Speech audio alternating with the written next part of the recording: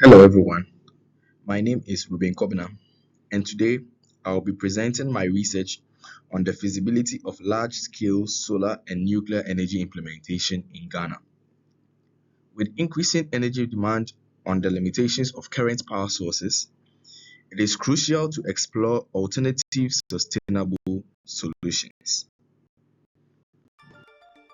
Hello and welcome to Conversations. In today's episode, you will find out more about the challenges and growth potential of the renewable energy sector in sub-Saharan Africa.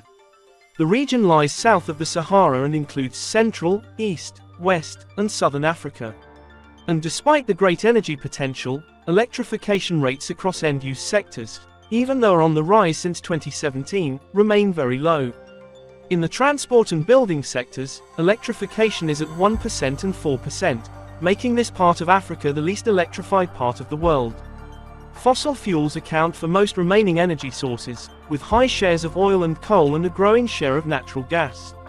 This African region also suffers from severe grid reliability issues, with frequent and prolonged blackouts resulting in a high dependence on expensive and polluting backup generators. Renewable energy plays a small but growing role in the energy mix.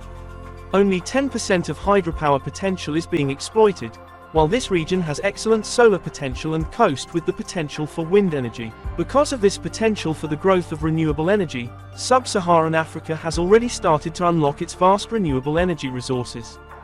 The goal is that two-thirds of the mini-grid and off-grid systems in rural areas in 2040 are powered by solar photovoltaics, small hydropower, or wind.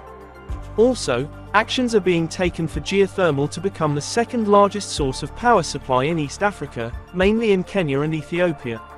Other actions that contribute to Africa's growing energy economy are money investments in the power sector, cooperation on energy projects, better resource and energy-based revenue management.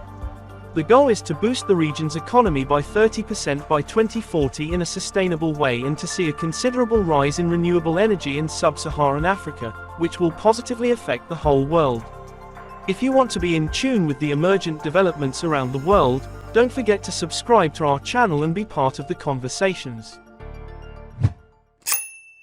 Now, Ghana's energy demand has been rising due to urbanization and industrialization.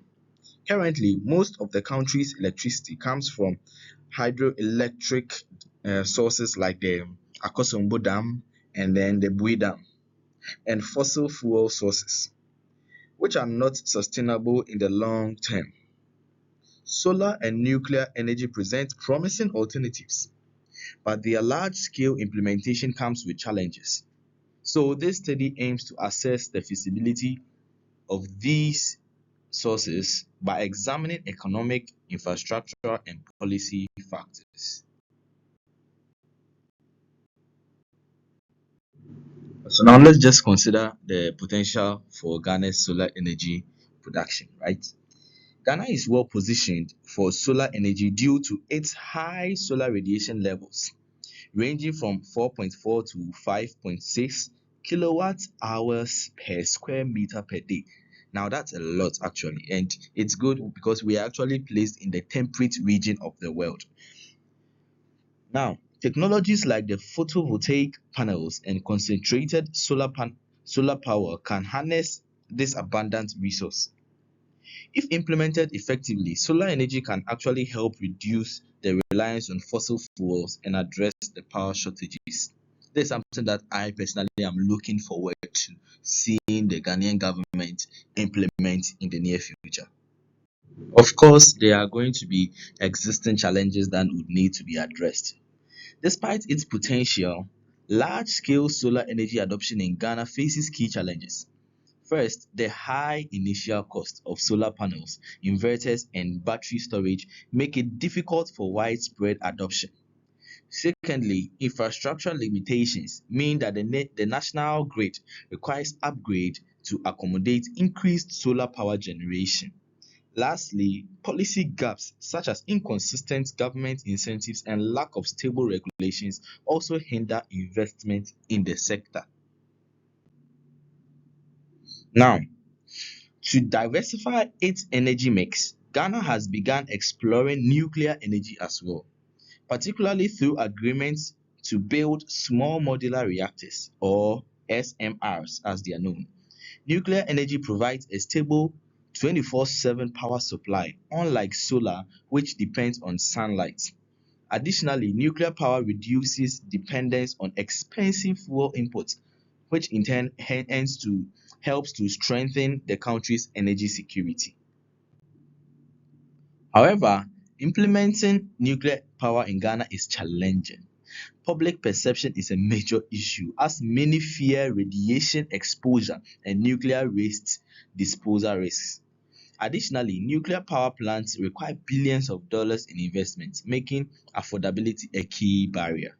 Finally, Ghana currently lacks a skilled workforce trained in nuclear energy operations, necessitating major investment in education and training programs.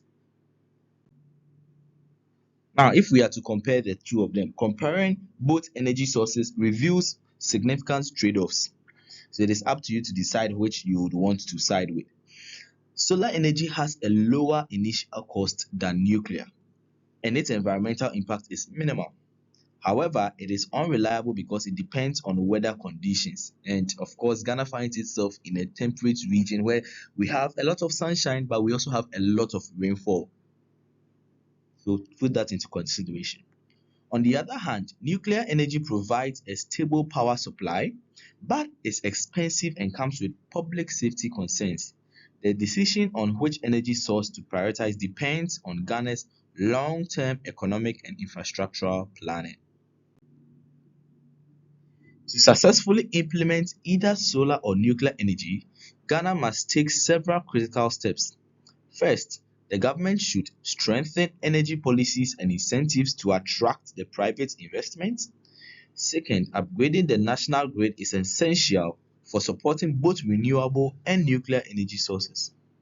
Lastly, Ghana should invest in training programs to develop local expertise, ensuring a sustainable and well managed energy sector. In conclusion, and to summarize everything that I've presented, solar and nuclear energy offer viable solutions to Ghana's energy challenges.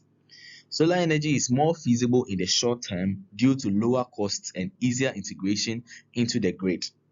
However, nuclear energy provides long term benefits in terms of reliability and energy security.